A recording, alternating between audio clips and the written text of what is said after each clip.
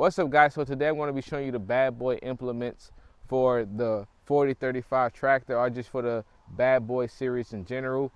Before we get started, make sure you subscribe. Please help me out, all right? And I'm gonna keep these videos coming and keep the content rolling. All right, so let's get into it. So right here we got the bad boy tiller, right? This is a 60-inch tiller, probably made in the USA. That's another reason why I went with the bad boy brand, because their brand is USA founded. All right, and with that being said, one thing I would say I don't like about the tiller too much is that it doesn't dig that deep. Come down here, bring it down here. Let me see, and look down here a little bit.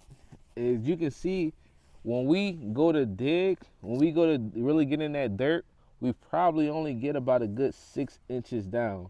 And that's one thing, like I said, I don't like about it. Maybe back up a little bit. Maybe down the line, I could take these guards off so it can get a little bit deeper. Looking down here, I do see some bolts, so maybe I can raise this blade up a bit, and that would allow me to get a bit deeper when tilling. So I haven't tried that out, but I will let you guys know about it. All right, so right here we got the Bush Hog. This is a 5-foot Bush Hog. They did have a bigger sides, but that's for a stronger tractor. This is only a 35 horsepower. Once again, if you put too much of a box blade back there, it's going to be harder to spin, and you're not going to get that fine cut that you're looking for. All right, so this is really good. Good steel. You see I'm jumping on it.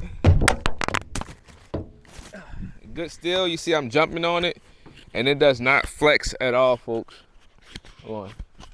You see I'm jumping on it, and it does not flex whatsoever. A lot of them, like I know Mahindra and some other brands, they make, don't get me wrong, they make some pretty good box blades, brush hogs, but this one is just sturdy as can be. Real thick gauge metal on it.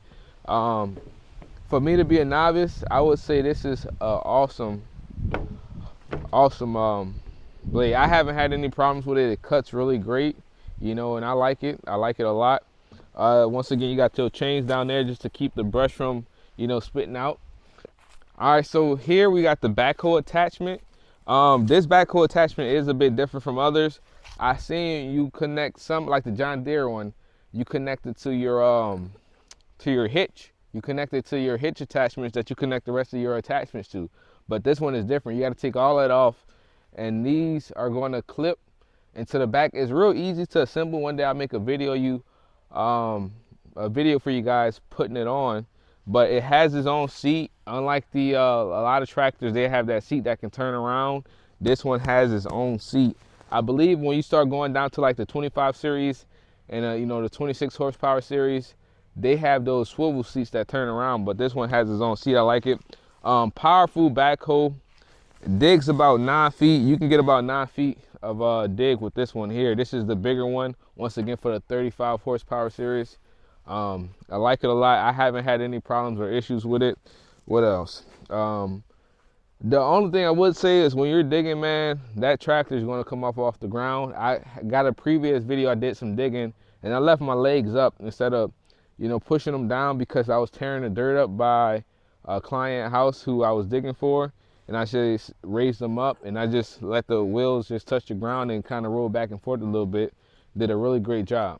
And right here we got the bad boy box blade. This is a really good tool as well to have. I recommend you having it. I gotta smooth out my road itself, but I've used it a couple times for a couple jobs.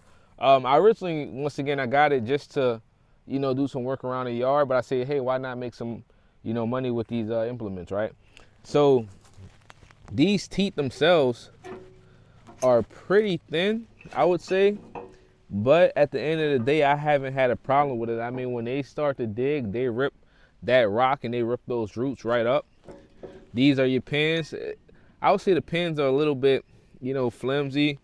But overall, like I said, at the end of the day, it's a really good build. Thick gauge metal, which I like. Heavy duty. Come back here, Sam. All right, let me see. Let me see the camera. So you can see right here, you got your blades for the front, and then you got your blades for the back, so we can get a good push. Right over here, now when I went to go purchase my equipment, Unfortunately, they didn't have the Bad Boy grapple. There's a Bad Boy grapple. I wish I had it. It looks nice. I would actually like to get it sometime in the future, but I got the Titan grapple. Now this is a grapple rake. You got the root grapples, which has like the claws on the front of them, but this right here can really grab down on just like your little small brush, your little logs, your little leaves, your little sticks. It can really grab down on that. The other ones, they're not clamping down unless you got something big in there. So I really like the grapple rake. I don't have any regrets about getting it. But once again, I do think that Bad Boy grapple would have been a little bit better than this one here. Then of course down here you got your standard bucket, 60-inch. And one thing I like about these attachments, they have the skid steer quick attach. So you can take them off really easy. They're a little bit versatile. You can put some skid steer attachments on here, but nothing really heavy duty with the hot drives because more than likely it won't be able to run it.